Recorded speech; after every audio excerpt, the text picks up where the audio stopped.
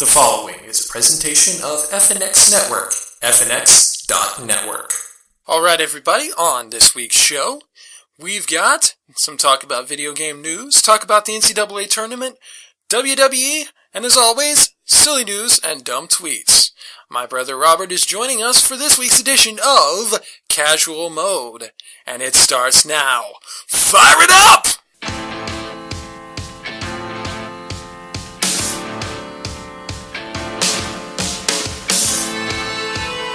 It's Casual Mode with Jeremy and David.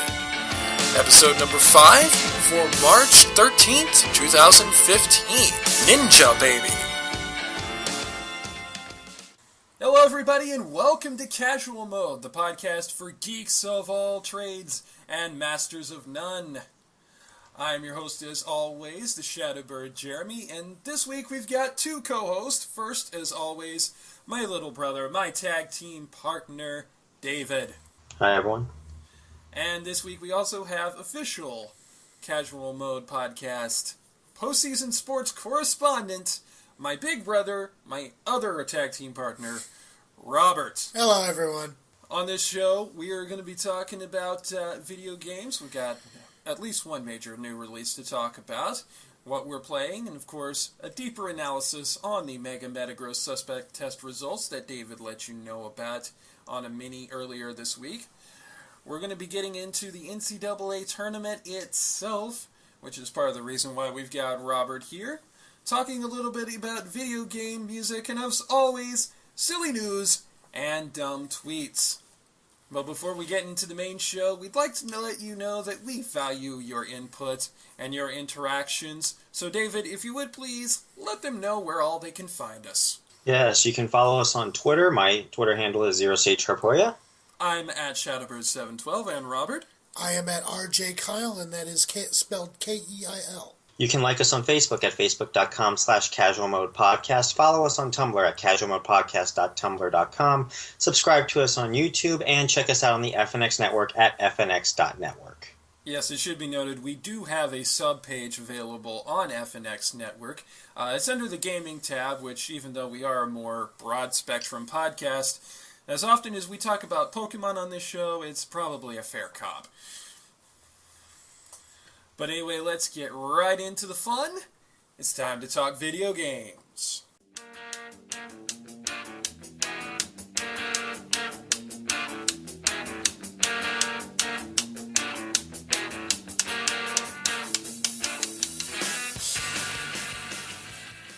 Alright, welcome to the part of the show where we get to talk video games. We're going to start off, as always, with what we've been playing lately. Unfortunately, my big brother Robert is more of the casual game player, so we'll let him get his out of the way first, because it's probably going to be a very short list. Yeah, because matter of fact, I'm sitting here with my phone right now. I was getting ready to play some Song Pop, and, I have Casino Star and all there, because as far as video games go, I'm usually Madden or whatever, or when Jeremy breaks out the Mario Kart, I usually play that. So that's the extent of my gaming. Yeah, he's played a few times alongside me and our youngest nephew. So, of course, whenever we play Mario Kart under those rules, it's always no items because, well, I don't want to traumatize my young nephew. Anyway, David, what are you playing this week? Quite a bit, actually. I've been playing, Pokemon Alpha Sapphire and Pokemon Shuffle. I also have installed and played Dragon Ball Xenoverse and Five Nights at Freddy's. They got a deal on Steam for $2.49 for Five Nights at Freddy's, and I played a couple games of it, and I got through Night 1 okay, and that was about it. Yeah. As for my part, of course, I've been playing a little bit of Dragon Ball Xenoverse. I've also been playing some Pokemon Shuffle. I have not yet spent any money on it because, well, I really can't afford to. Also, of course, playing some Fire Emblem Awakening because I'd be remiss if I didn't play some of the game that inspired the name of this podcast. Honestly, though, most of what I've been using my Wii U for lately is watching videos on it, not just through YouTube and Hulu, but also just directly off of websites with the browser. As a matter of fact, Probably when I get done with the recording for this episode, I'll be watching some of Team 4 Star's playthrough of Dragon Ball Xenoverse right off of my Wii U. Amazingly, yes, Flash players do work on the Wii U browser. There's your fun tip for the week, folks. New releases for the week, really the one worth noting is a 3DS eShop title, codename Steam. That's an acronym, STEAM. What it stands for, I don't remember off of the top of my head. But I've seen all the trailers for it, all the videos for it. It looks to be basically kind of a cyberpunk version of XCOM, which if you've ever played any of the older XCOM games, or XCOM Enemy Unknown, which is another game that I have. Really, really fun game. Really hard in spots, but still really fun game. This looks like this game's going to be right up your alley. It's also made by Intelligent Systems, who are the same people who make the Fire Emblem games, which is part of the reason why on the new 3DS, codename Steam actually does have amiibo functionality. You can bring in guest fighters Ike and Marth, if I remember correctly, if you have their particular amiibos. But of course, good luck with that, because if I remember correctly, those are two of the rarer amiibos out there. Anyway, we did release a mini on Mega Metagross suspect test results. We did release those results earlier in the week. David had to do that solo because, unfortunately, I work a retail schedule, which basically amounts to roll a d20, and that's how many hours you get in a week. Oh, that has to suck. I guess you don't get health insurance for that, do you? I can't freaking afford health insurance, which is going to get me in cheap shit when I do my taxes next year. Thank you so much, healthcare.gov, for not working this year. Thanks, Obama. Twin bird from the shadow bird for that. But anyway, the results were, well, very interesting. David, why don't you remind us what those results were? Yeah, it said the threshold to ban a Pokemon in Smogon was 60% for any Smogon tier, and this was for Smogon OU to Uber, and the result was 57% for the ban, 43% no ban. It was an 8-vote difference between the threshold of reaching a ban and no ban. And thus, Mega Metagross is still Smogon OU. Doing this Mori style, Mega Metagross, you are not banned to Ubers. I'm actually somewhat surprised. I knew it was going to be a little bit closer as time marched on because there were more and more people calling for it not to be banned.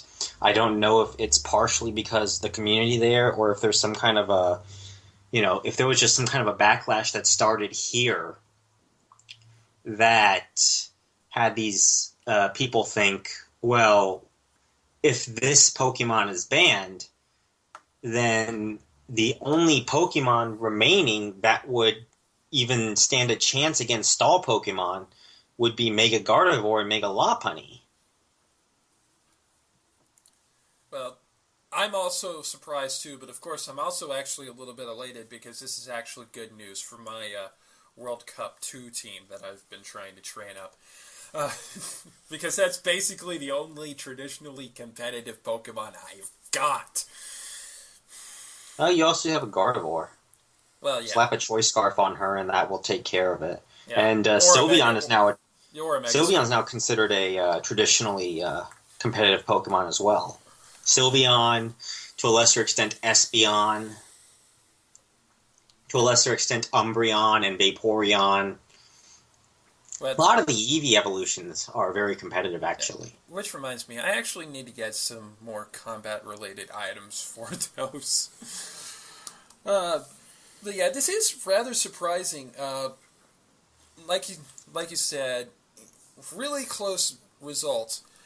It's not by any means a mandate against just blanket banning Pokemon, but it could be the beginnings of something. If another Pokemon gets a suspect test down the result and gets a similarly close result, it's going to be interesting trying to figure out what's going on here. Of course, like you said, there is, related to this, trying to keep the stall game from becoming pretty much overpowered. If you did get rid of Mega Metagross, then you'd probably, the laser focus would be on some of those stall Pokemon, and maybe it will be now. Maybe with Mega Metagross still being an LU, maybe the focus will shift to some of those Pokemon that are being used just as defensive or special defensive walls.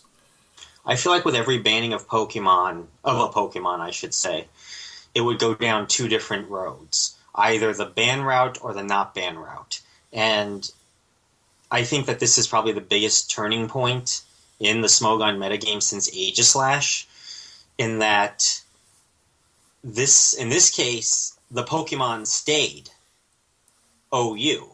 The Pokemon is still a part of the standard metagame, to a lot of people's disappointment. And because of that, I don't see another Pokemon being up for suspect testing, because, at least in my opinion, it seems like the community as a whole feel, okay, the game is pretty balanced as it is, everything looks nice. If I could think up a Pokemon that could possibly be on the chopping block next, maybe, and it's a long shot, long shot, Mega Sableye and Landorus Therian would be the next two on the chopping block, I would think, and that is a huge long shot. I don't think it's going to happen. I think it would have been a little more likely had Mega Metagross been banned, but I just don't see it now. This is going, but at the same time, this kind of flies in the face of all the anti-Smogon people out there who believe that all Smogon does is just ruin the game by banning Pokemon that are fun and favored by people. Okay, if for some reason the target does shift to trying to limit the stall game to balance things out a little more, what Pokemon do you think would be in the sights for possible suspect testing? Like I said, long shot, Mega Sableye, because of its abilities before Mega Evolution. It has Prankster, so it can pump up status moves right away, and then it becomes quite bulky when it evolves. That could be, I mean, that's still a huge long shot, I'm saying. It's just not, I just don't see any more Pokemon going to be suspect tested at this time. But you never know. Yeah. We've certainly come a long way from the days of when the biggest possible concern regarding Sableye was someone hacking Wonder Guard onto it. Yeah, and even now, Wonder Guard wouldn't exactly work too much as long as you have a Fairy-type move on you. Yeah, that definitely changed things there. Alright, that's it for video games this week.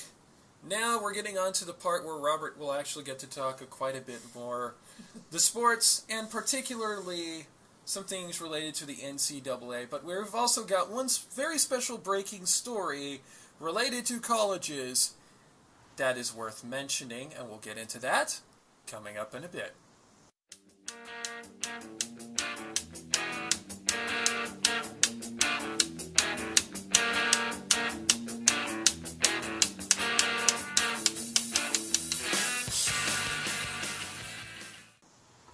Welcome everybody to the part of the show where we talk about sports. We'll get into the NCAA tournament in just a little bit, but first, we've got a doozy of a story for you from my very brief alma mater of the University of Oklahoma. It does tangentially relate to the sports there and to the NCAA, as you'll find out in a bit.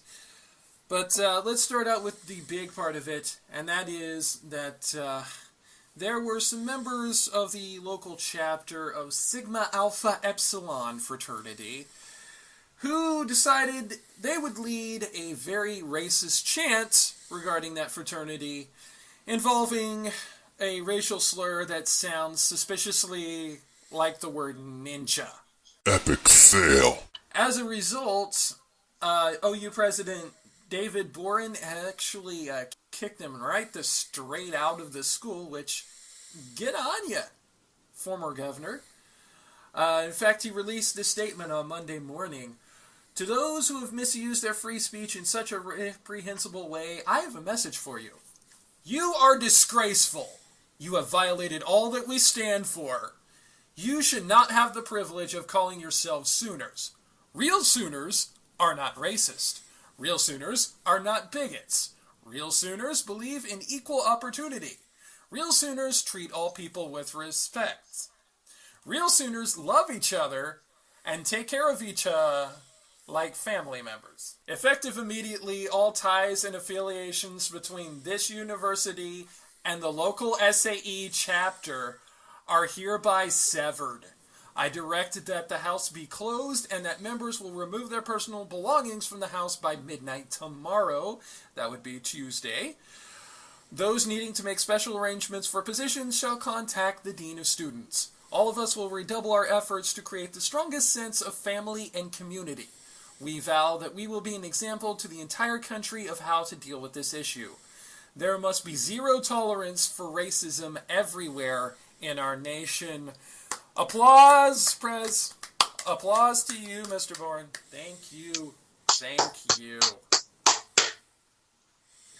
And apparently this chapter is not a stranger to racism, because I have been seeing places that one of the house moms is actually a regular use of that particular epithet. But, unfortunately, the story kind of gets a little, for lack of a better word, kind of disappointing, because while props to David Boren, Barry Switzer kind of went a little iffy on this. And if you don't know who Barry Switzer is, he was the longtime head football coach at the University of Oklahoma. They regard him as like a king. They have a statue of him out by the football stadium, and he was at one time head coach of the Dallas Cowboys. Yep, 3 national championships with the Sooners, and he also won a Super Bowl with the Dallas Cowboys on the tail end of that three-peat, if I remember correctly. His statements are, "It hurts me because I have a vested interest in this. I am an SAE. I know the kids in this house. I spend some time over here, and I know what they're like," he told local CBS affiliate KWTV. "Hey, I wouldn't put up with that crap either, and they don't either, and they don't believe it." So basically, he just said, not all SAE fraternity members. Yeah. Which on the one hand, thank you for calling out the racist in that particular chapter, Switzer. However, no thank you for playing the not all variable X card. That card does nothing in the case of a debate. If that Look at me in the political sense. I can just tell you, when I was on political debate, that everyone likes to throw the not all X card on just about anything. Obviously, in my case, when the people that I debated, Christians were the most likely to use it, but I mean, they definitely were not just limited to those guys. Not all Muslims, not all Scientologists, not all conservatives, not all liberals, not all Democrats, not all Republicans. Okay, we get it, all right? It's not everyone, yeah, but I mean, when people are talking like that, they're probably talking in a general sense. We're talking about 70 to 80% of that group. I mean, we're talking about, for example, there was a poll that just came out where something like 55 to 60% of Republicans believe Obama is a Muslim. Are we saying then all Republicans believe that Obama is a Muslim? No. But Republicans as a whole, as a group, believe that Obama is a Muslim for that reason. And I know I'm getting a little bit deep here, Jeremy. I apologize. That's okay. But I just wanted to put out a point there, is that when people say, a certain statement, if I say that certain statement, like, for example, Republicans believe Obama is a Muslim, I'm not saying that said Republican down the street thinks that Obama is a Muslim just because he's a Republican. Obviously, that's not true. I'm not even saying that a good portion of the senators and congressmen believe that Obama is a Muslim. As a matter of fact, I'm pretty sure a majority of them don't believe he is a Muslim. Yeah. But and I've started using that phrase myself in related to things regarding to feminism, mostly because most of the time it seems like the people who use that particular phrase are the kind of people participating in the kind of activity that makes other people want to use that phrase to defend themselves. I'm not saying that's the case for Barry Switzer. I'm saying it has been the case before. And that is why I've stopped using that phrase personally. yeah, just in my opinion, just in the future for everyone that wants to, just my advice, when somebody says something generally, don't take it to offense too much. Just remember that they don't mean, at least most of the time, they don't mean, unless, of course, it's one of those hard extremists, that all people are like that. In which case they may actually believe that. Except for bronies. Because all bronies are like that. Hey. Hey, I have dated a brony, and he's not like that. So, I know that for a fact. But, I would like to close out the discussion on this particular topic by saying a couple of things. There was actually an anti-racism protest march on the campus of OU, including a wide variety of members from the OU football team, so applause there. And also, shots fired from President Boren, who, at Switzer's statements, says, and I quote, "I don't think he's very well informed about it." Hashtag shots fired. Speaking of, Jeremy, what do you think of the new soundboard that I have installed during the break? I think it's a thing we might have to keep around. Yeah. We may have to develop something for my little moments where I do the shots fired too as well. Shotgun? Yeah, I have 6 sounds here, so I'll probably be playing a couple of them throughout the next couple weeks, making sure, testing out the soundboard. So to our audience there, this looks like it's going to be something to stay. Yeah. Definitely. All right, but now let's talk about some much more fun things than ruthlessly tearing down racists and possible racist apologists. Let's get on to... I want to do that. Let's get on to the NCAA tournament, talk about that a little bit more. First, we want to let you know this story from last week that unfortunately we didn't get to because it came in late in the week after we recorded the show. Apparently, the NCAA is really tipping off the Final Four in a very big way, and I mean that literally, as in they are draping a 165-foot, yes, that is a 16-story sign with a bracket on the side of the JW Marriott in Indianapolis where the Final Four will be held. Yeah, imagine driving down the highway, mind your own business, see that big thing, like, jumping out at you. Yeah, for other kind of ways to get the scale of just how incredibly huge this bracket sign is going to be. 44,000 square feet, approximately the size of 9 basketball courts. The weight of materials is equivalent to the weight of a standard American-made car, and the data on the graphic will be over 800 gigabytes. That's right, the amount of data that will be used to follow the NCAA tournament on this graphic is enough to almost fill the hard drive that I have plugged into my Wii U, and is comparable to watching a movie on your computer that is 1,142 hours long. That is one long-ass movie. That is one big-ass graphic. And of course, as is the case with almost everything in this day and age, it even has its own hashtag, bracketology. That's bracketology with the word tall squished into the middle of it. I want a giant bracket on the Mandalay Bay. I want to see that. I live in Las Vegas, for anyone that does not know. I'm planning to leave, but right now I live in Las Vegas. And the Mandalay Bay, it has the kind of glass windows and stuff, and they paint it every once in a while with a sign or something. I want to see them put a bracket on the Mandalay Bay. Yeah. One other thing for the size of scale portion on this. This is in celebration of the 5th anniversary of the expansion to 68 teams. Each team's little name slot on the bracket, once selections are made, will be 4 feet high. That's about as tall as our niece. Pretty close. Yeah, so, like I said, NCAA is really getting behind this Final Four in a truly big way. Again, I would love to see something like this that the Mandalay Bay does. That would be something awesome. Yeah.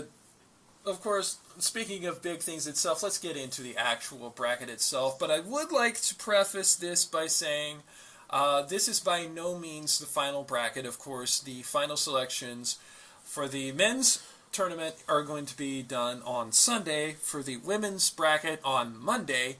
So there's very likely that related to conference championships and such, the seedings here may change.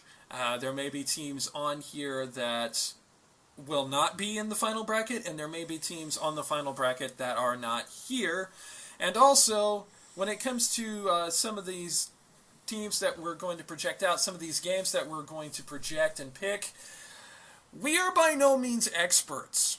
So if you are planning on partaking in any kind of either legal or illegal gambling on this event, and are using our particular picks for your decision making, we would just like to let you know that if you lose any money, you're an idiot and you deserve it. Hey, I fucked up on the Mega Metagross pick on whether or not it'd be banned or not. Who the hell would listen to me? Yeah, in the words of ESPN's Tuesday morning quarterback, all predictions wrong or your money back. So anyway, let's... Anyway, right now, it looks like the number 1 seeds are pretty well set in stone. Of course, some of the orders may shift around with the conference tournaments going on this week. We have Kentucky number 1 in the Midwest region, Villanova number 1 in the West region, Virginia number 1 in the East, and Duke number 1 in the South. Gonzaga won their championship, the West Coast Championship, just yesterday as the recording of this podcast. So on March the 10th, they beat BYU in the final game. So they are pretty well cinched into the number 2 spot. And fortunately, at least as far as the brackets are set up right now, they are going to avoid the group of death in the Midwest by being down south along with Duke. I don't know if you can really call it a group of death if it's with Duke, I'll be honest with you. Well, I was saying the Duke group of death is over with Kentucky. With Kentucky. Oh, right. Right, yeah. Other notable conference champions to know about. Southern Conference champion, we almost had one that was sub 500, which I believe I may have mentioned something about it last week. We ended up not. Wofford won the Southern. They are a solid 12 seed in the Eastern bracket right now, which means they'll be facing Arkansas in the first round. The Horizon League, Valparaiso won that, again, last night as of the recording of this podcast, so again, Tuesday, March the 10th. The team that they played to beat for the Horizon Championship is Green Bay, which I imagine gets very, very confusing for the people of Wisconsin. Hey, I was watching Green Bay play last night, but preseason football hasn't started yet. No, they were playing Valparaiso. The Packers were playing Valparaiso? No, the Phoenixes. University of Wisconsin from Green Bay. Oh, you meant the University Green Bay, not the Packers. Oh. The Packers play basketball? Exactly. Although, one of these days, just for the sake of hilarity, there needs to be an exhibition game between the Green Bay Packers and the Valparaiso Knights. Just to confuse people. No, this doesn't make any sense. Or the Green Bay Packers against the Green Bay University of Wisconsin Green Bay Phoenixes, if they even have a football program. Yeah, I mean, you got all those people from Green Bay doing the Lambeau leap in the stadium there. Who's to say they couldn't dunk on either one of the Knights or one of the Phoenixes? I would like How about this for an idea then? The Green Bay Packers and the Valparaiso Knights in a baseball field.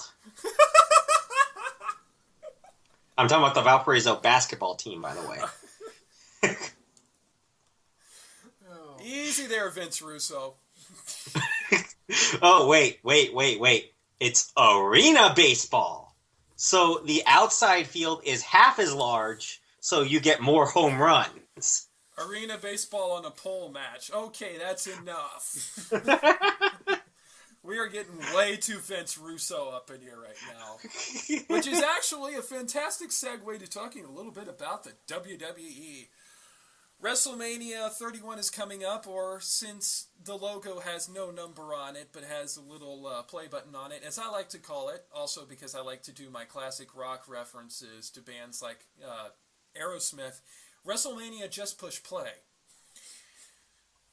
We are confirmed for Bray Wyatt versus Undertaker, and really, this is a very interesting match because I believe this may actually be the first time that we've had someone go against the Undertaker who actually addressed the mystique of the Undertaker in a way that indicated they were not scared at all of it.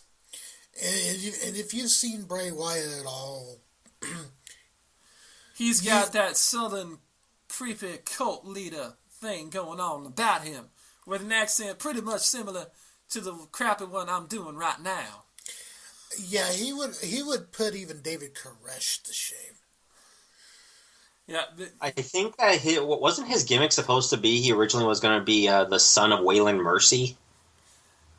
I have no idea, but honestly, he is playing this gimmick very, very well. He is playing this gimmick to the hilt. There have been some stumbles along the way in some of the feuds, which, by the way, if they really wanted to keep him with a lot of heat on him, they should have never put him against John Cena.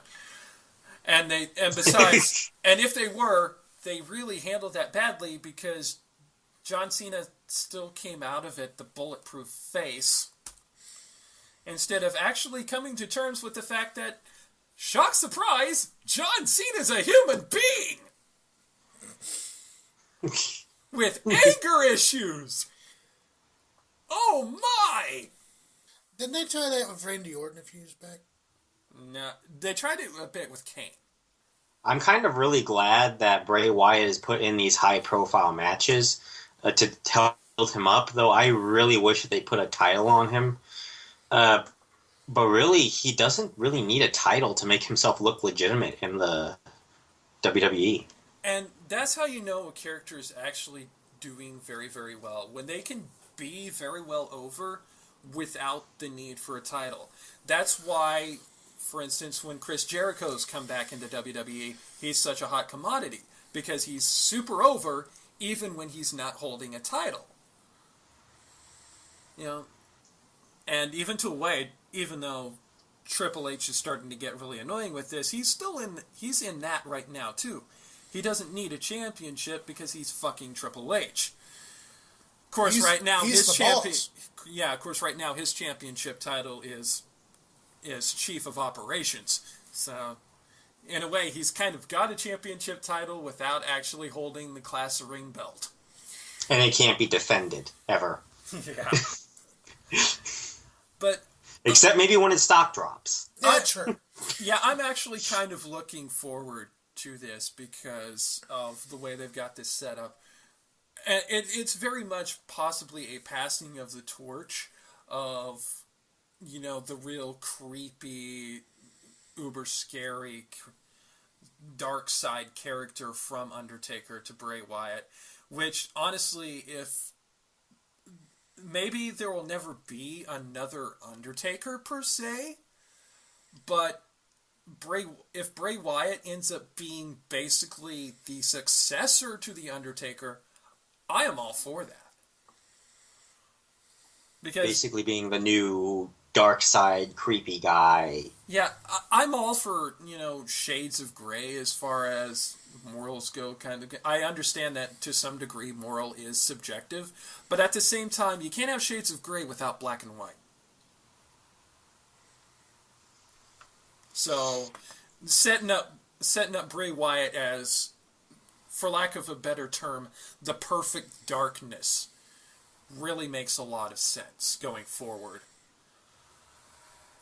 But then on the other side of it, we have the Intercontinental Championship clusterfuck. AKA the ladder match for the Intercontinental Championship. First of all, I want to address the elephant in the room. Way back on our Fast Lane, when we were talking about Fast Lane, I did a bold prediction that it was going to be Stardust versus Dustin Rhodes, not Goldust, but Dustin Rhodes alongside Dusty Rhodes at WrestleMania. Consider that jost to hell now, because Stardust is in the Intercontinental Championship mix, which means unless by some miracle they decide to put Goldust in the ladder match, that angle has now been shunted to the side. God forbid we take an angle of that level and not blow it off at WrestleMania. We did not have a satisfying ending to it at Fastlane, and it looks like we may never get a satisfying end to it, at least not on a pay-per-view that actually fucking matters. Hey, Jeremy, should I? Do it. Epic fail. But aside from that, what's been annoying me about this whole Intercontinental Championship is that everybody supposedly wants to bring back prestige to the Intercontinental Championship, which is why they're playing hot potato with the belts. What? And not because it's changing hands officially. It is just, it keeps getting swiped. First you had Dean Ambrose walk away with it. Then it ended up in the hands of, Luke Harper. And it's ended up in the hands of Ron Killings and Daniel Bryan and Goldust and Ziggler. And everybody's had their hands on it except for the actual champion! Well, I think that's the entire point of the storyline, is it's supposed to be one giant game of hot potato. And the thing is, JBL is the heel commentator. He is the one person on this thing talking about it who actually makes sense, because he keeps saying, you are all thieves! And he's the only one who's right, and he's the heel commentator! And he's the one that's had pretty much a good success with the IC belt. Great Intercontinental Championship matches. Steamboat and Savage. Michaels and Ramon. Honky Tonk Man It's versus clusterfuck. Honky Tonk Man and who did he face? Oh, Ultimate Warrior and Rick Rude wasn't bad either. That was actually one of the few matches I think that Ultimate Warrior had that was actually a pretty technical. Bringing prestige back to the Intercontinental Championship by treating it like the hardcore belt under 24/7 rules. Hey, it's some kind of prestige at least. Maybe we need to slap some duct tape on it. No, don't do that. Don't do that. I love the Intercontinental title. It is my favorite belt. It just looks just awesome. Let's get on to something WWE's doing right before I have a frickin' aneurysm over this. Alright, how about Rusev? Okay, the ending to the Fastlane match notwithstanding, I like Rusev. Still don't like Cena that much, and I honestly hope to God that it does in fact end at WrestleMania, that Rusev defeats Cena clean. Not gonna happen. I know. Lol, Cena wins, all that. Honestly, this WrestleMania we're coming off of the landmark 30th one from last year. And Triple H Sting notwithstanding, which I may talk about that for just a brief bit as well here in a bit. It seems like this one is set to be, for lack of a better phrase, the WrestleMania of transitions.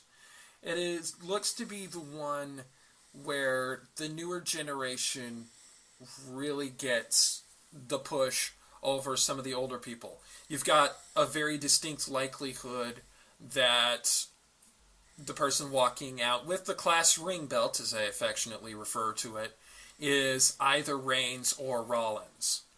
Of course, you've got all the new the new generation superstars fighting for the Intercontinental Championship. You've got the likelihood of Bray Wyatt taking over for Undertaker as the epitome of darkness in the WWE. And I would honestly be surprised if, even on the pre-show, there was not representation from NXT on WrestleMania. Because they'd be missing a huge opportunity if they didn't do that. And then you have this match for the United States Championship, in which you do have one of the new generation, Rusev, who is actually a heel who is, again, like JBL earlier, not really wrong. I mean, everything that he said about John Cena maybe is a little cocky and arrogant, but it's not entirely wrong. Because one of the things he's been talking about is John Cena's entitlement because of his position as the face of the WWE.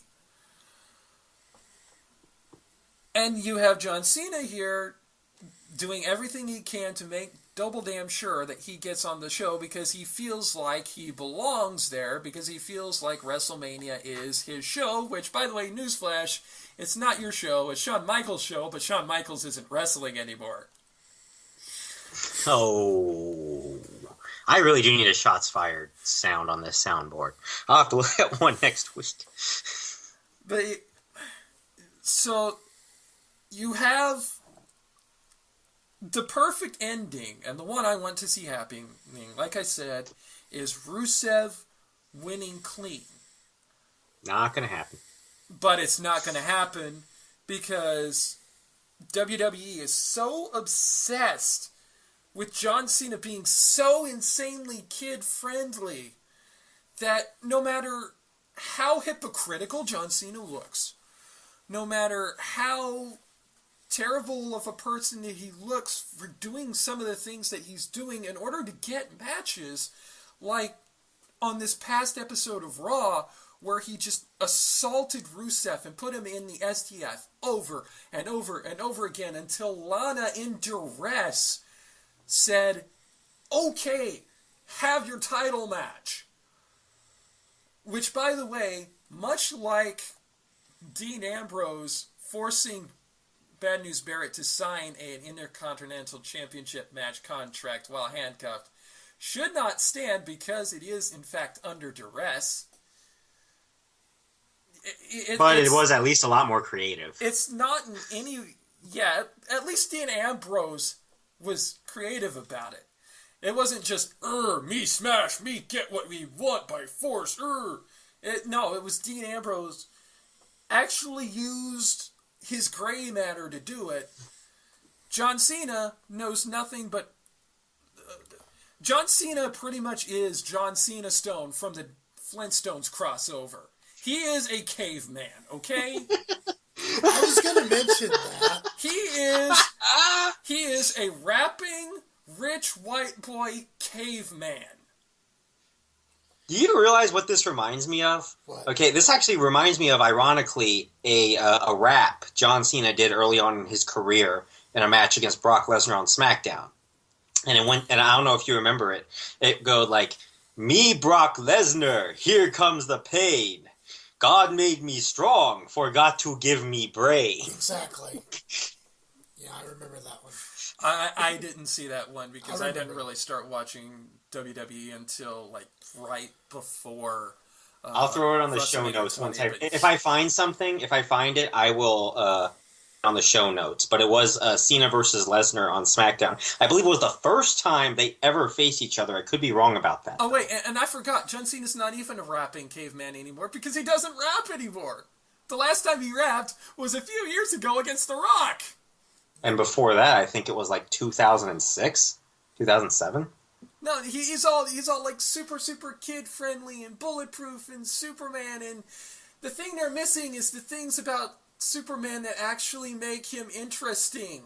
Like the fact that he knows when he's fallible, he knows when what he's doing is too much, and he's got the moral compass to step back and say, someone else can handle this better. And I was going to bring up this point, changing but talking about Rusev, how much how much of a how much did you two think Rusev got of a let me try to rephrase the question. How much of a push did you think Rusev got when The Rock showed up? And I don't think it was as much as I would think that the casual fan would be led to believe, but it definitely was something of a push. Yeah. Part of me thinks that The Rock doesn't really draw as well as he used to, at least in the WWE sense. Well, considering the I fact don't know that, why. Considering the fact that he couldn't save Roman Reigns from getting booed. Yeah, that was part of the reason why I was starting to think maybe The Rock isn't like this big time, this big time, one of the big time part time guys anymore. Because I don't know if it's because he pops in too much, or if it's because fans are just sick of him and rather see him in Hollywood. I don't know. I would say save us Y2J, but Chris Jericho's got much other things he's got to do. He's going on a tour with Fozzy, so we'll let him do that. And anyway, the last run Jericho did was house shows only. I guess, but it doesn't mean we'll never see him on WWE TV again. But if he does, of course, we'll actually see him putting over young talent, which is something that John Cena would do well to start emulating. From what I understand in the backstage, it's not really Cena's fault. Cena is willing to do the jobs. they're just not. The letting only it, issue they're is just, yeah, they're just they're not not letting writing it in. Yeah, right. Which actually, a lot of people have a lot of respect. A lot of you have a lot of respect for John Cena as a person. It's just him in a professional. The way that they have built him is just horrible. Yeah, and Cena has an amazing work ethic, and to be honest with you, a lot of people say Cena sucks. He's very good on the mic. I would say very close to top tier on the mic, and he's about average, maybe a little better than average in wrestling. So I mean, he's not like the worst thing that WWE has. Yeah, that title goes to Sin Cara. Yeah, it should be noted. And I apologize for coming across as this because this is not my intention at all. I don't really hate John Cena. I'm just really, really tired of John Cena. Well, And it's because it's not Cena the person. Yeah, that Cena blame, the person is a great guy. That blame chiefly lies with Vince McMahon, who has admitted himself in recent interviews that the company will be better once he kicks it. Because let's face it, he's not going to relinquish the reins until he does. Right, and I think that Cena knows and sees, and I think that once he moves up, and possibly even starts a non-wrestling role with WWE, this is 10, 15 years down the road, I think that he will probably have the same kind of mindset from his experiences with this mixed crowds day in and day out, that he will have that same cerebral attitude about booking that Triple H does. So you would kind of see Cena like what Michael P.S. Hayes or to a certain extent JR used to do. I think so. Well, I don't know about probably closer to what JR used to do. I think that he will have an eye for talent. He'll know, and plus have an eye with Triple H on what talent is good, and also to remind him never to overpush a talent, because Cena will be the living body, embodiment. I give you Exhibit A. Exactly. Yeah. So I think that I really think that WWE is going to be on its way up as time goes on. It's just a matter of when does Vince finally hand the reins to Triple H? When do these wrestlers who are seeing wrestling suck right now and want to try to make it better move into these non-wrestling roles? People like Cena, to a lesser extent Randy Orton, and a couple guys who decide to take, non-wrestling roles in WWE. Well, also another good thing for the future of WWE is the fact that Samoa Joe recently left TNA altogether, and all signs point to the fact that he may actually try and hop over to WWE, which would make the first Samoan wrestler in the history of WWE to not be related to the Anoa'i clan. Impact Wrestling. You know, I have a lot of things to say about Impact Wrestling. One of those is it's got problems. It's better. It's been better the last month or so, but it as a whole, from Cheeks to Aces and Eights to Immortal to Pick Your Faction Here, this place has just been... I'm sorry, when you're making such great wrestling. When you're making have people such great wax, wrestling. Yeah, when you're making people wax nostalgic for WCW, you know you're doing things wrong. I know, and it just makes no sense to me. Like, there's so many great wrestlers. And plus, the problem is that whenever a wrestler gets that push, you know, they're not willing to put down the money to keep them. AJ Styles, Bully Ray. You know, they never finished that feud with AJ Styles and Dixie Carter.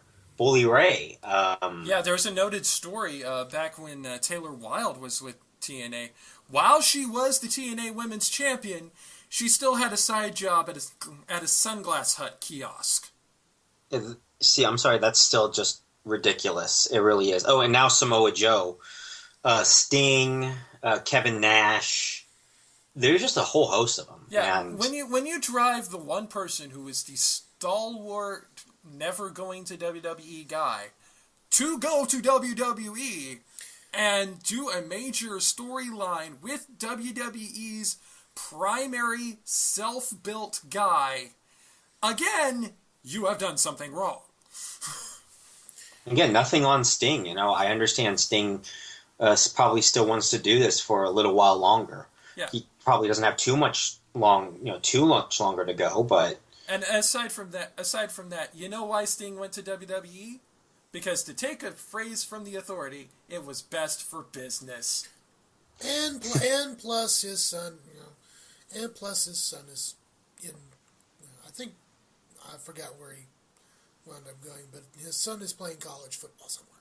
So, yeah, he went to WWE because it was best for business. And besides that, I'm pretty sure the fact that he'll inevitably get into the WWE Hall of Fame was a nice little bonus too, because that means his legacy in the wrestling world will in fact live forever, regardless of what happens with Sting versus Triple H. Triple H wins. From what I had heard, Sting would have gotten into the WWE Hall of Fame whether or not he would have ever stepped foot in the WWE. That's from what I was hearing, anyways. From what I was hearing about them, that they weren't really like on bad terms. It's just that Sting felt like, well, this is just not a place where I want to go right now. I'm better off, taking another route, and that's what he did for many years. And then he stayed for those several years in TNA, and eventually dawned on him that he had made a horrible mistake. Well, the Joker Sting, and there were Although I did like his feud with Abyss. A lot of people thought there were problems with that, and that it was poorly handled. And some of it was, but it was a really good feud, especially when you had the Sinister Minister there, James Mitchell, who was just fantastically creepy on the mic. In my opinion right now, there's really only, off the top of my head, two wrestlers that are reasons to watch Impact Wrestling. And one of them is really losing that very quickly. All right. Well, I think we've rambled on about wrestling for long enough. Let's talk a little bit about some video game music, because we've been teasing this for weeks, and we never actually did it, but we are finally going to do it.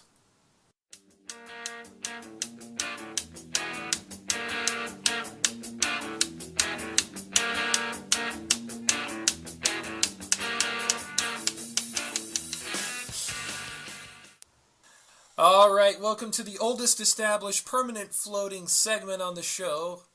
Screw you, I like Guys and Dolls. I'm keeping that reference. And we're finally talking about video game music. Why are we doing this? Because for those of us who bought both the Wii U and 3DS versions of the latest edition of Smash Brothers, those soundtracks should be finally shipping out. In fact, I actually have mine. Already have the music from it loaded into my iTunes as MP3s for my own special purposes. And it got me thinking because really the Smash Brothers games are a very good collection of video game history. And especially video game music history. They seem to pick a lot of fantastic songs from various different Nintendo and other company-related franchises over the years. Of course, they've got some from Sega coming in because of Sonic the Hedgehog, because of Pac-Man coming in. Now they've got Namco Bandai's stuff coming in, stuff from the Mega Man franchise, with franchise coming into the most recent one. But even just from Nintendo itself, very, very wide spectrum there. I mean, you've got strategy RPGs like Fire Emblem series. You've got the very broad base of music just from the Mario franchise itself. You've got Kirby, Metroid, all these different genres of game that all also have their own various different genres of music. You know, you've kind of got a little more technologic-ish kind of music from the Metroid series. You got this bright, cutesy, happy stuff from Yoshi and Kirby. You know, you've got epic adventure type stuff from Legend of Zelda and from the Mario Galaxy games. And just inspiring battle music from the Fire Emblem series. It really got me thinking, kind of, you know, there's just so much good music out there in video games.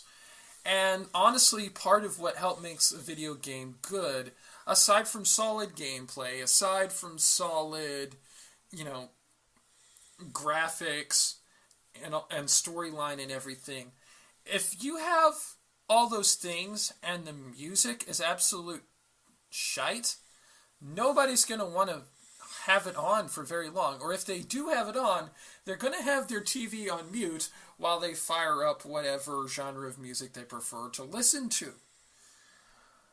You know, playing Dragon Ball Xenoverse, I know we've talked about this a lot in recent weeks, but the background music that they've got for it, for the battle stages, for the hub world of Toki Toki City, is very reminiscent of the Dragon Ball anime itself, which kind of helps create that atmosphere of you basically playing an altered form of the anime. Especially in RPGs, music is a very, very strong part of those, because music often sets the mood of the scene, especially in cutscenes. You know, you've got softer, more mellower music for more deeper emotional moments. You got real bombastic movements, music for the action scenes and for boss fights and such.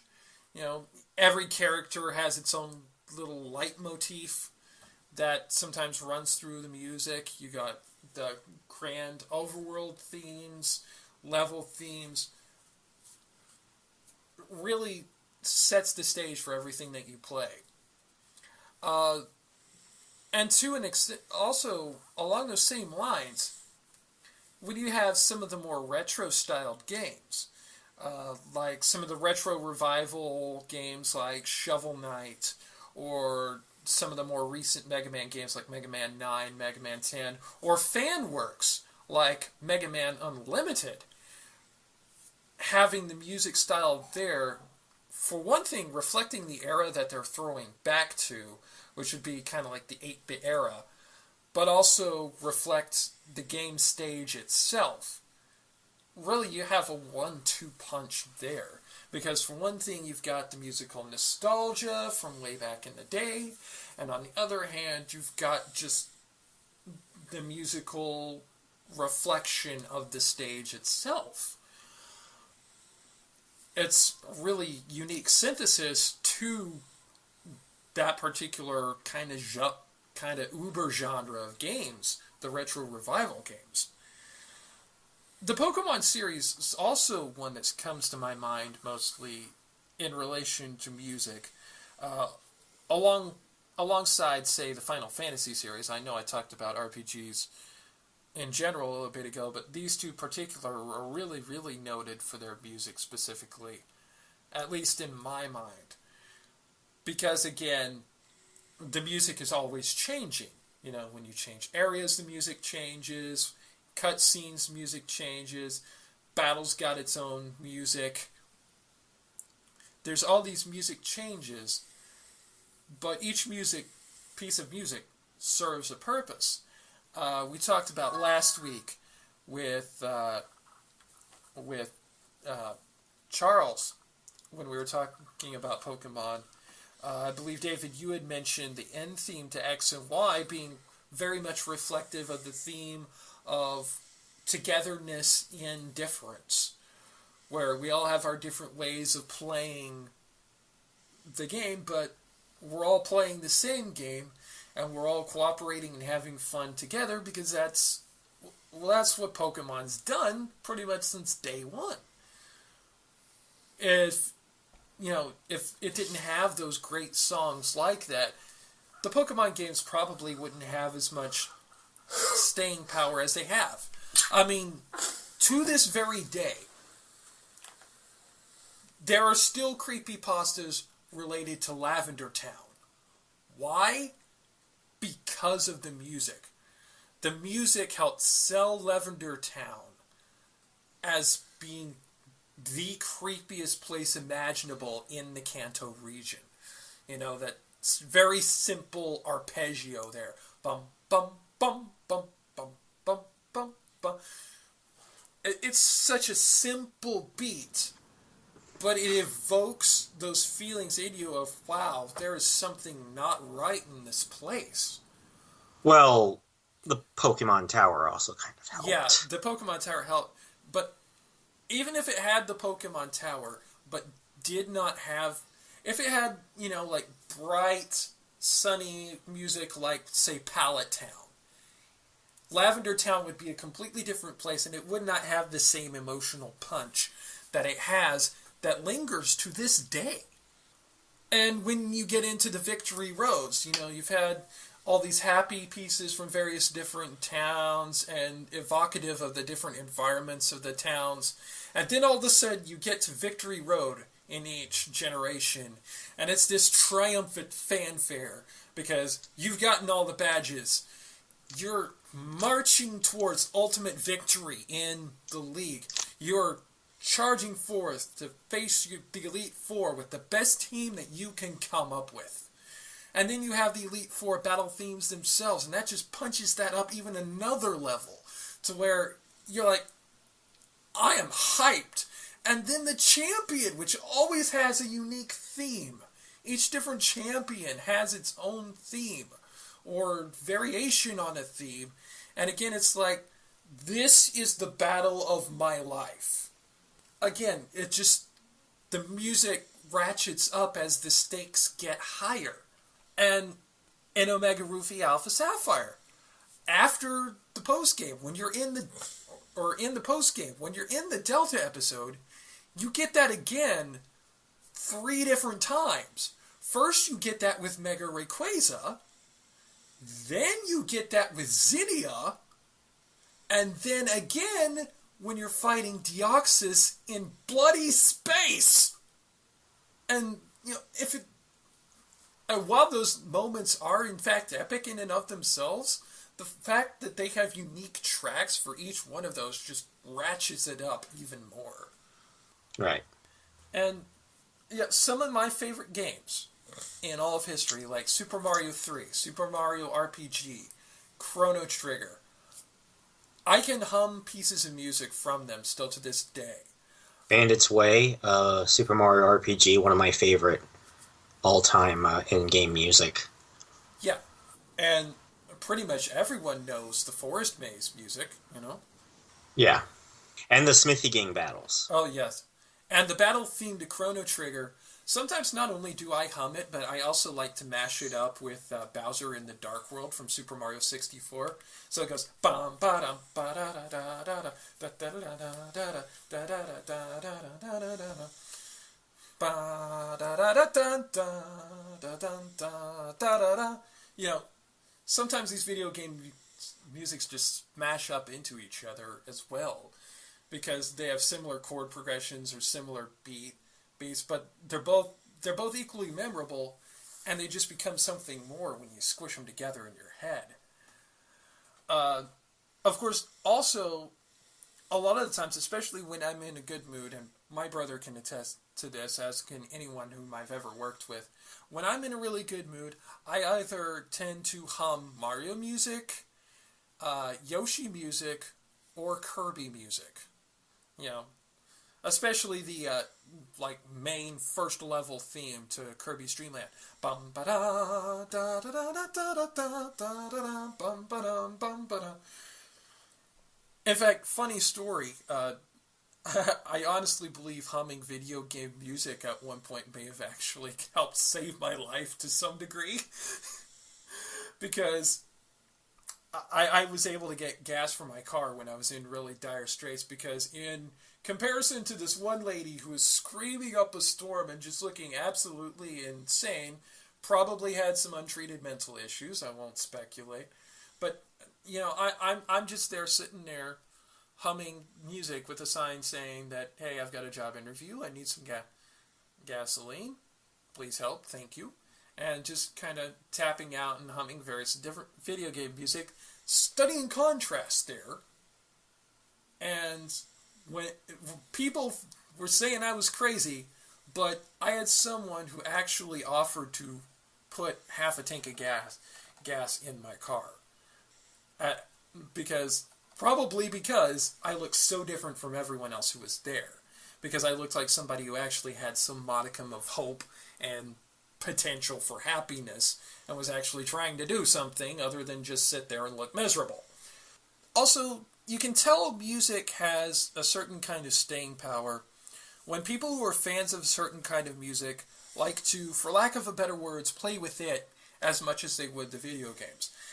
That's largely the reason why OC Remix exists. And I absolutely love OC Remix, because they take these songs from classic video games.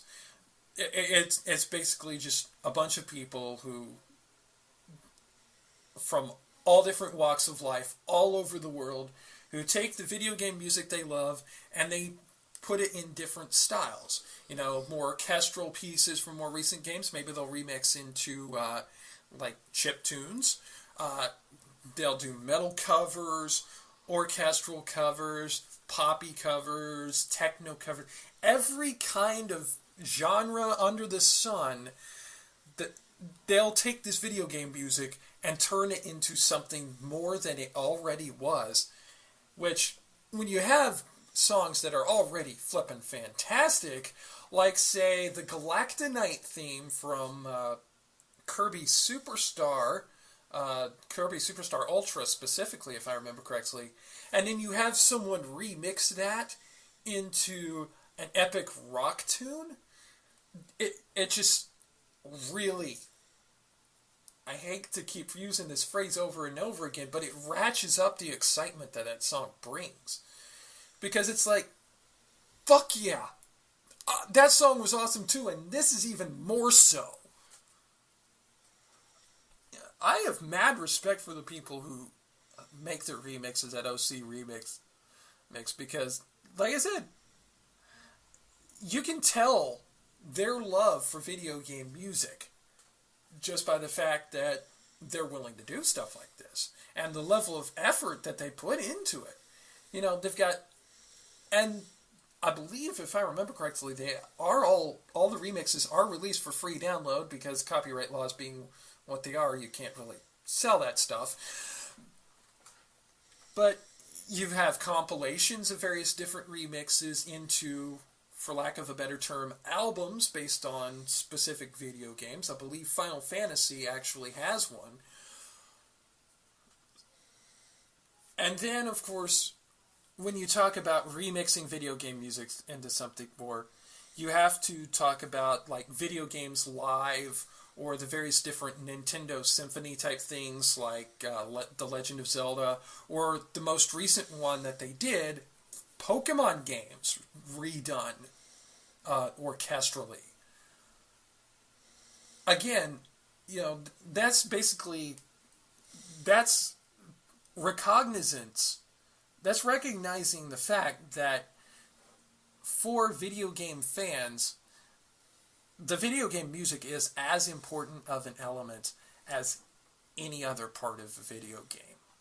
And that's saying, we are going to help you celebrate this. We are going to celebrate this with you. Because if I remember correctly, when they had the Pokemon Symphonies, it was basically kind of like a mini convention built around a series of concerts. You would have people come in. There would be some time where people could play together, either the trading card game or the video games.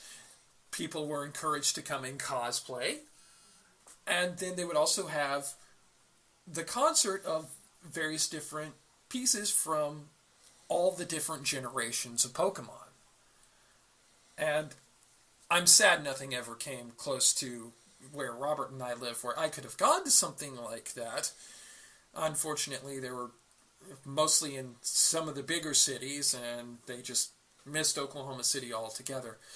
But if I ever do get the chance to go to one of these, I'm going to be there with Shiny Umbreon tail on. Because I'm a very musically inclined person. So when video game music is great, it's going to stick with me probably far longer than any other element of a game. I think that's pretty much it. I pretty much streamed out. This was a very stream of consciousness segment. I realized that, and that I think that I've said all, at least for my part, that I can say about this. It's time for your weekly dose of silliness and insanity, the silly news, and the dumb tweets.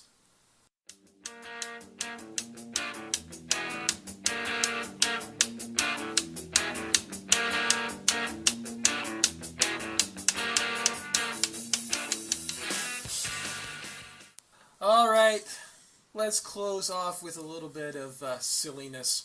Let's start off with some silly news, and first off, we actually got this one via the Huffington Post, but I went to the original source for this, mostly because, well, for reasons on the Huffington Post story that you'll hear me rail about later. This one from WSB-TV, number 2 in Atlanta. No, that's not number 2 as in crap, as in channel 2. WSB Channel 2. Yeah. The story itself comes from Milton, Georgia.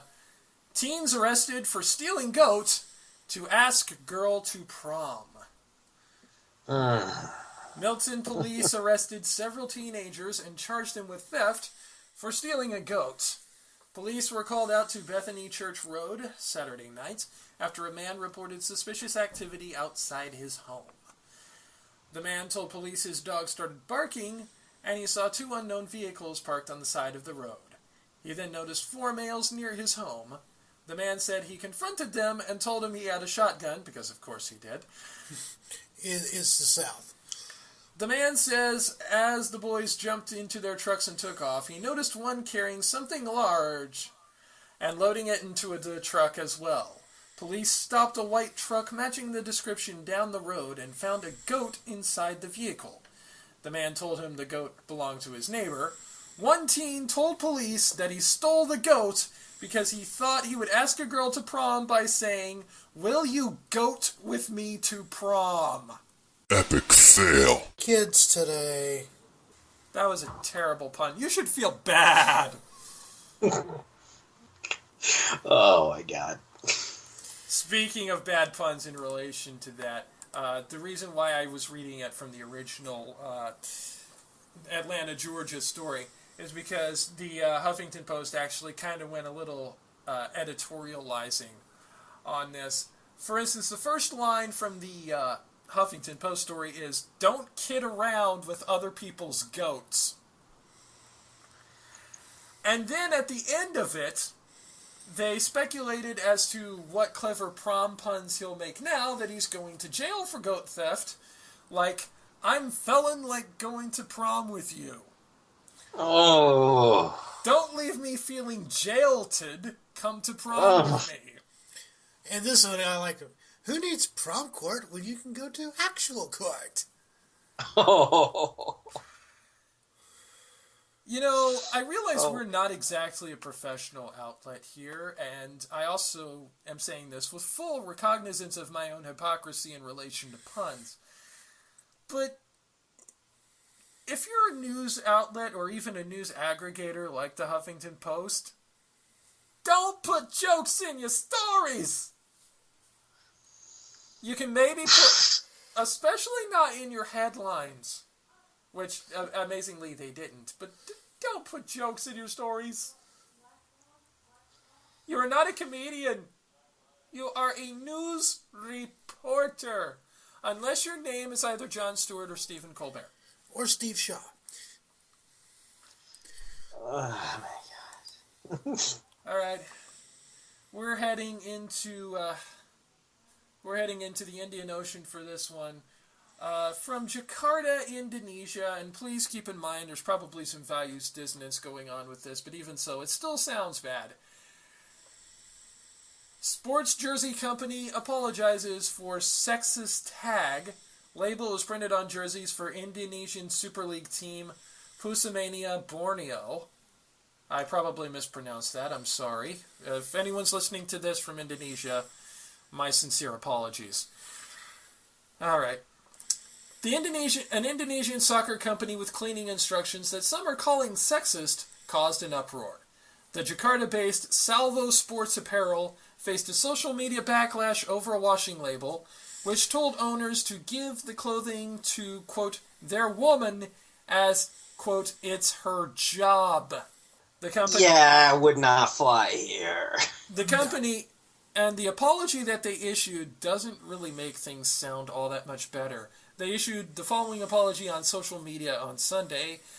Begin, quote, "The message is simply, instead of washing it in the wrong way, you might as well give it to a lady because they are more capable," they wrote in Indonesian as translated by BBC News.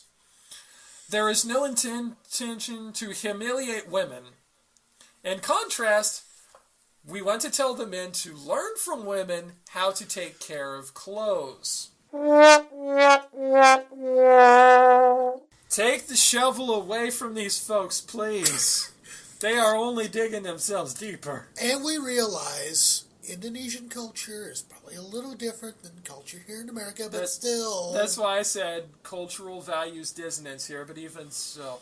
Now, it does not say specifics, but apparently they were even more apologetic in subsequent tweets, which, considering what that first apology tweet sounded like, I'm actually not surprised that they need to apologize again. Yeah.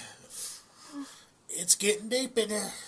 All right, one last silly news story from you, and for some of you, this may be surprising. This one comes to us from KOCO TV, the local ABC affiliate out of Oklahoma City.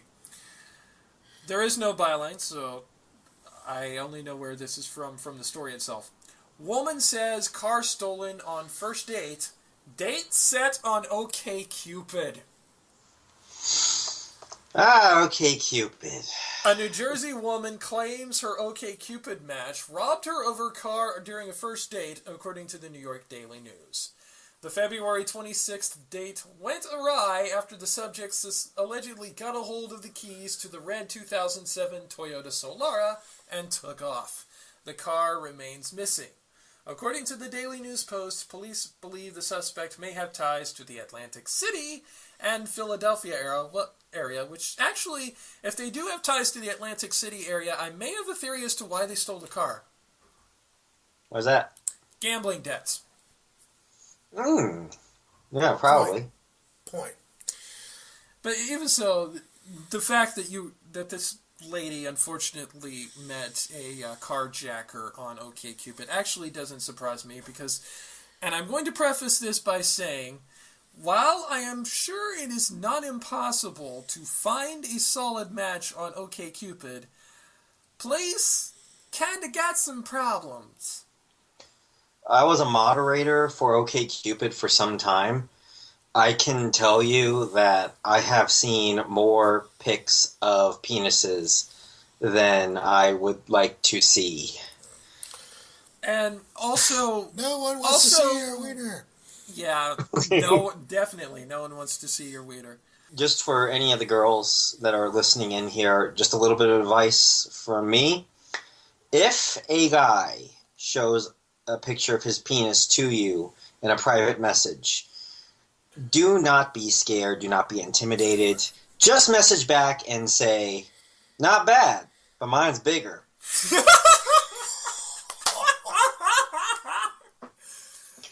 And then with a little winky face on it, and I'll take care of it. They will never talk to you again.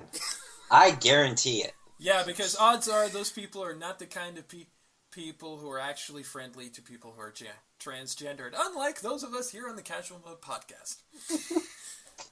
But yeah, I actually had a OkCupid account once upon a time, which, complete mistake, because admittedly, this was when I was younger, dumber, and it should be noted also that OkCupid kind of has a little bit of a rep for having a fair amount of people on there, at least on the guy side, who are MRAs. You know, well, that's pretty much all dating and socially awkward sites in general nowadays, to be perfectly honest with you. Yeah. Yeah, so it has its fair share of assholes. But also, I have to question the algorithms that they use sometimes. Because in those days, when I was on OkCupid, one of the people that they matched me up with was a profile set up by my sister. I do love my sister in a very fraternal kind of way.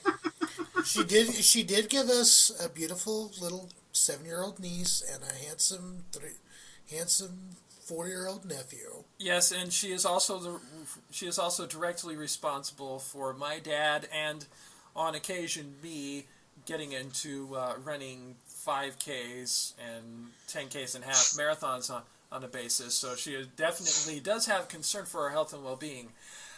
I do not love my sister that much. We're from western Oklahoma, not southeast Oklahoma, okay? Hey. Oh! I think you mean we're not from Alabama.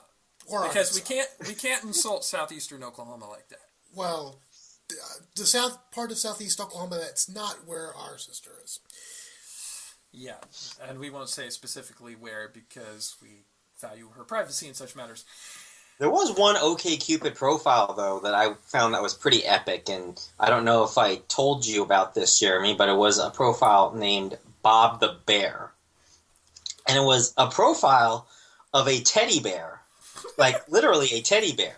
And his interests included Game of Thrones, walks on the beach, spending time climbing, hiking, swimming. Was a very articulate fellow as well, and it was just hilarious because one of my friends just kind of fell in love with the bear. Why am I thinking of the movie Ted all of a sudden? I had to do it, but I have to admit, that was pretty creative. You know, height 6 inches, weight 2 pounds. You know, I wonder if someone's created a fake OkCupid profile for Olaf and included in his interest warm hugs. or a fake one for Elsa, and her main shtick is letting it go. Not as funny. Anyway, we're going to move on to the dumb tweets, but first, since this is kind of a shorter story, I did want Robert to share this. He shared this with David and I during the parts that you don't normally get to hear, but well, sometimes you might get to hear in case of bloopers, but in this case, we're just going to outright tell the story to you because you're going to facepalm at this, I guarantee you. Yes, you will. Okay, this past week I got a chance to go to church from the church I attend, which is a couple blocks from my house. We went to the Winter Jam concert in Oklahoma City. You know, if you don't know what Winter Jam is, it's a group of it's a whole lot of Christian bands from Christian music. This year they had Skillet, Building 429, Francesca Battistelli, Viridia, New Song. They did not sing Christmas Shoes, by the way. It's out of season for that. I do like Skillet, though. They make good wrestling themes. Yes, they do. They do. Matter of fact, their set. Matter of fact, they were the headliner this year. They rocked it. Yeah. Anyway, one of the times I was walking around the arena, probably getting bite to eat. I can't remember. I heard this one lady, and she was a little upset, and not loud, obnoxious, upset, but kind of miffed nonetheless. That the venue, Chesapeake Energy Arena, home of the Oklahoma City Thunder, was not serving margaritas because of it being a Christian concert. Now, I understand there are some acts that you probably need adult beverages to sit through, maybe like New Song. Maybe like some supposed country acts. But anyway, Florida Georgia line? Thank you. Hashtag shots fired. But for if you think you need like an adult beverage, sit through a Christian concert, you probably may need to reset some evaluations. Although, on that point, if your shots fired at Florida Georgia line, in order to hear the song, it might be a really good idea to get some booze.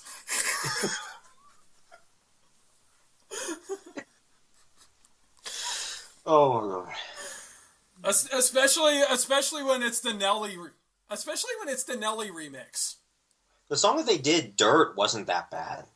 Yeah. But yeah, especially the Nelly remix. Oh, Cruise. Yeah, Cruise was, yeah. By the way, Florida Georgia Line, we'd just like to let you know that thing I sang is in fact a parody and is in fact protected under free use. I don't see why you have to do this legal stuff every time, but that's fine with me. Well, considering what just happened to Pharrell and Robin Thicke. Yeah. Only in that case it wasn't fair use because they weren't doing a parody. Sure. It's just kind of my way of trying to keep some goodwill. You know? I am not a lawyer, but I play one on a podcast. Anyway. What's the dumb tweets, Dave? Bring the pain. Make like Brock Lesnar and bring the pain. Alrighty. Well, I'm going to start you off easy here. First one. One of the, I would say, lesser dumb tweets out here, but still pretty dumb. He writes, "What's Obama's last name? Thought that shit was Care." You know, I realize that Obama is commonly used as an epithet for many different things, including the ACA law, which is not necessarily a good law, but for various different reasons, not relating to the person who primarily pushed it. But yeah, I'm pretty sure it's almost universally known that is in fact his last name. I'm pretty sure we don't have a Madonna kind of thing going on here, you know. The next two are more funny school answers, and they are funny tweets, but they were too funny. I had to put them in here. So the question is, they're both science questions, by the way. This one's a chemistry question. Sea salt is commercially obtained from water by the process of evaporation and crystallization. The main component of sea salt is sodium chloride. What type of attractive force or bond holds the sodium ions and chloride ions together in a crystal of sodium chloride? Okay, before you give me the fake answer, I want to give the real answer. Go for it. Ionic bonds. That is actually correct. Yes, it is ionic bonds. But this guy decided to put the answer James Bond. Sodium chloride, shaken, not stirred. And finally, For the school answers anyway, finally. The second question, what is, this is a biology question, by the way, what is one great advantage that sexual reproduction has over asexual reproduction? Okay, I'm not even going to try to answer that Neither one. am I. Just give it to us. It feels good. And actually, I do have the legitimate answer for that. Diversity. The actual answer is diversity. Although, Yep. technically, they're not wrong. Because I'm pretty sure there is not much in the way of pleasure to be gleaned from asexual reproduction. Probably not, especially the fission kind, which could be kind of painful if you were a guy. Yeah. This isn't part of the official thing, but you do in the dumb school answers does actually remind me of something that was actually pretty funny I once saw. I don't know what class this was from, but it's a screenshot of a test where one of the questions is, describe an example of taking a risk. The person's answer was simply no. And they didn't get docked off points for it because, well, they did. Yeah, pretty much. Two more. First one. This one coming from someone who puts down as their username loading. Must be loading a brain after this one. George Zimmerman charged with second-degree murder. Who he killed the first time?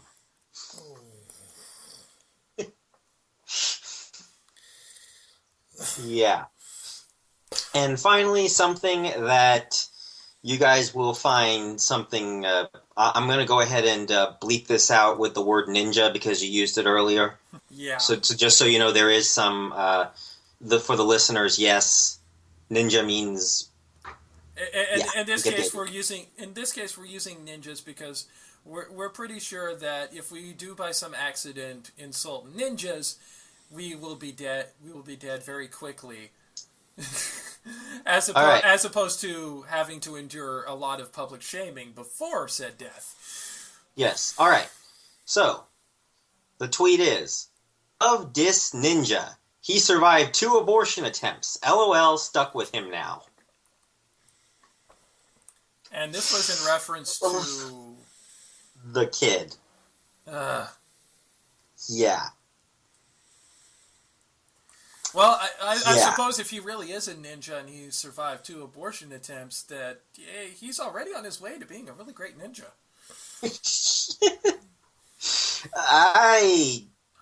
Just the stupid things that people write just blows my mind sometimes, guys. I have a feeling this is probably going to end up being a running gag for the show now that our default censoring word is going to be ninja. Pretty much, yeah. It's okay. I'm among some people who do role-playing of Fire Emblem characters. I sometimes do that on some of my off time. I role-play the psychotic Dark Mage Henry, and one of my favorite T-rated censoring motives is to say, go S-rank yourself. See, it's in reference to S-rank support, which is where the characters get married, and I just killed the joke because I explained it. Anyway, that's all for the show. Thank you for staying with us, and of course, we value your feedback. If there's something we're doing wrong, if you want to yell at us for insulting ninjas on the show, then there are a wide variety of places that you can do that. David, let them know where. Yeah, you can follow us on Twitter. My Twitter handle is ZeroSageHarpuya. I'm Shadowbird712. And I am at RJ Kyle, Keil. You can like us on Facebook at facebook.com/casualmodepodcast. Follow us on Tumblr at casualmodepodcast.tumblr.com. Check us out on the FNX network at fnx.network. And subscribe to us on YouTube. And next week, I will be at Montreal recording this show with you guys. Yeah, that's going to be fun. Also, it should be noted on our YouTube page, we are now the first result when you search for either Casual Mode or Casual Mode Podcast. Trope Unlocked, overly narrow superlative. Which, by the way, if someone wants to make us a TV Tropes page, have at it. Anyway, until next time, I'm Jeremy. I'm Robert. And I'm David. Later, y'all. Peace.